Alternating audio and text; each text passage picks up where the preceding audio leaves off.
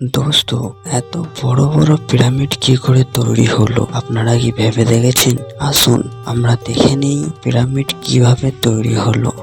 Pyramid কিভাবে তৈরি হলো এটি আজও এক বিস্ময়ের বিষয়। প্রাচীন মিশরীয়রা প্রায় ৪,৫০০ বছর আগে এসব বিশাল আকৃতির কাঠামো নির্মাণ করেছিল। বিশেষ করে গিজার মহাপিরামিড, খুফুর পিরামিড সবচেয়ে বিখ্যাত। এক পরিকল্পনা ও স্থান নির্বাচন। পিরামিড সাধারণত মরুভূমির উঁচু ও সমতল ভূমিতে নির্মিত হতো, যাতে এটি টেকসই হয় এবং সহজে দৃশ্যমান হয়। নীলনদের কাছে নির্মাণ করা হতো, যাতে সহজে পাথর ও অন্যান্য উপকরণ পরিবহন করা যায়। ২. পাথর সংগ্রহ ও পরিবহন। পিরামিড তৈরিতে প্রধানত চুনাপাথর, গ্রানাইট এবং ডলোমাইট ব্যবহৃত হতো। এই বিশাল পাথরগুলো কুইবায় খনি কাটা হতো এবং নীলনদের মাধ্যমে নৌকায় পরিবহন করা হতো। ৩. নির্মাণ প্রক্রিয়া। ধারণা করা হয় শ্রমিকরা বড় বড় কাঠের রোলার, কাদা ও জল ব্যবহার করে পাথরগুলো টেনে তুলত। কিছু তত্ত্ব বলে মাটির ঢাল তৈরি করে ধাপে ধাপে পাথর ওঠানো হতো। প্রতিটি স্তর স্থাপনের পর তা মসৃণ করে সমান করা হতো।